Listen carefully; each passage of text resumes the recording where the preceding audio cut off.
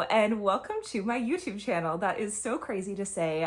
For those of you who don't know me, my name is Sierra. If you're here, you probably know me from TikTok or you know me personally. If you just stumbled across this, this would be our Meet Cute, which leads me first and foremost to the name of this YouTube channel, which is honestly the reason why I almost didn't start one. With everything going on with TikTok, I was like, okay, what's next for me? Maybe I should have like a second platform.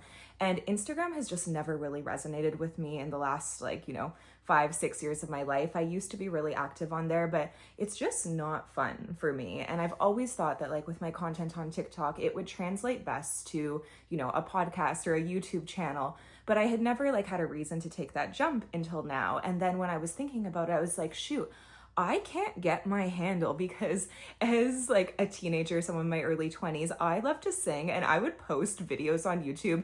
I will show you here just to prove this is why, but please do not watch these videos. It is horrible singing. And long story short, I had an email and phone number linked to that account that I don't have access to, and Google couldn't help me, but I was like, if this is the only thing standing in the way of me and doing this YouTube channel, I can just come up with a name and I can always change it later. It's like the Nike thing, just do it, just start. But where this name came from was my biggest goal for the year actually is to write a book. And I'll get into the story of that shortly, but basically, the working title for my book right now is Meet Cutes and Silver Linings. The backstory for how this book kind of started coming to life and how it came to be was years ago when I was 25, I got really back into reading. And I'll tell the story at some point on this channel about that birthday because it was a very special, day and night and year for me. And I got really into books, specifically romance books, but then contemporary fiction. And I want to say a year or two after that, I decided I wanted to write a book. And writing was always something that I loved. I had a blog around that time when I was growing up. I had a little typewriter and I would write little stories, which funnily enough, the story that comes to mind was a fictionalized version based on people and things that were going on in my life. And when I decided to write a book in the more recent years, I knew I wanted it to be kind of a rom-com. I love rom-coms and romance books. It's a big part of who I am and how it's shaped my perspective on life and love. I'm a very hopeless romantic and just optimistic thinker towards love and relationships, even though I can understand how challenging they can be. So over the years, I was working on this book and it was the first story and then the second story and the third story. And when I got to that third story, I told myself, you are not starting a new story. You have to stick to one of these three that you've been working on. You are not starting something new. You can edit, you can work with what you have. Otherwise, you're just going to be going backwards. And last year, I feel towards the second half of the year, I really just lost passion for writing. I couldn't force myself to sit down and write something and enjoy any of it the way that I used to, because writing isn't always easy. But for me, I found in the past, just sitting down is the biggest step. That is the hardest part for me. And once I would get into a groove, I'd really enjoy it. But that wasn't happening. And then simultaneously, in my love life this past December, I was dating someone, seeing someone, and we had talked about how we both wanted to write books. And through those conversations I was having in the course of the time I was seeing this person, I found myself re-inspired and just motivated to get back into a lot of my creative interests, singing and writing and reading. I was a lot more focused on it during that short period of time. And things didn't work out with that person, but what happened was I really left that wanting to focus on my writing. And I was kind of in shambles one day. I was like, no, I have time off from work. I am committed to getting back into my writing. 2025 is going to be the year that I finish this freaking book. I went on my lunch break to buy an iMac, and it seems impulsive the way I kind of tell the story to people, but the truth is, last time I got a new laptop, I really wanted a desktop computer, and I regretted ever since then, 5 years back, not getting one. And this time I was like, I'm taking the plunge. I need a new computer anyway, and I just did it. But I did it under the condition that I had to write every single day of this break. And on the first day, I had this pit in my stomach because I was hating my story. I was like, oh my God, this is horrible. I hate the story I'm working on. I'm just not enjoying it. So I took a step back and I said to myself, what do you want to write? Is there anything you're excited to write? And I had been journaling a lot through this dating experience, which I do whenever my emotions are quite heated. If I really like someone, I know, first of all, because they usually don't like me back, but second of all, because I am journaling a lot. That is a really big way for me to get my emotions out and really just organize my thoughts. And so I decided to just write on, instead of in my journal, I decided to write it in a more like cohesive format just on my computer in a Word doc. And it was the first time I had ever really done anything like that.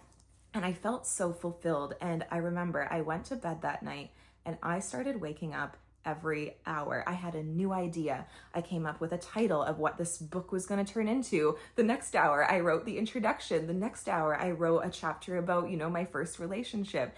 And I could not stop writing. It was like 3 or 4 in the morning when I was like, okay, like, girl, you've got to go to bed. You've done enough work. And it really reminded me of something about me is I'm a Swiftie. And it reminded me of in the 1989 tour video, how Taylor said her vision for like 1989 came to life. Like she knew what the next album was going to be, what the genre was, what it was going to be called.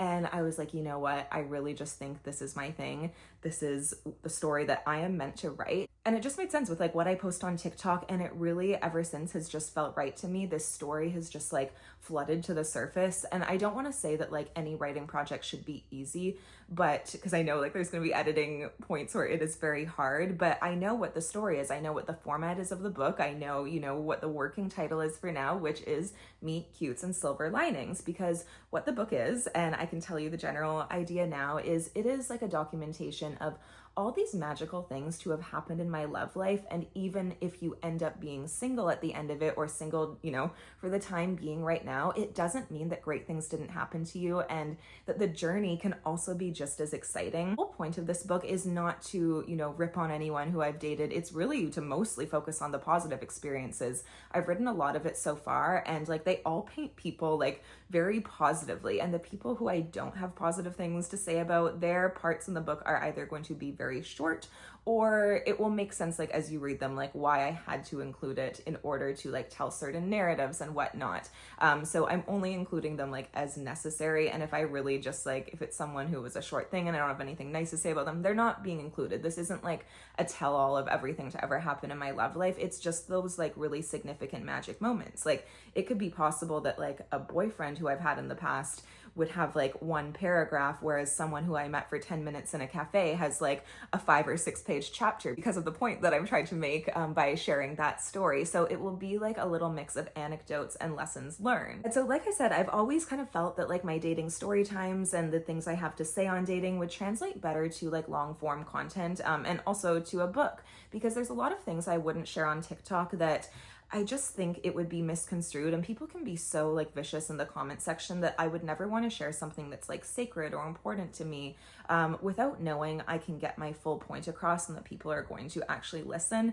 So this is going to be like a really exciting chapter for me, no pun intended, to just start sharing like more about dating on here. So if there's anything you guys want to like hear about, or if you have any questions on my perspective on certain things to do with dating. The other thing I want to say is that I am not an expert on dating, and this is like a big topic on like social media of like who should be giving dating advice.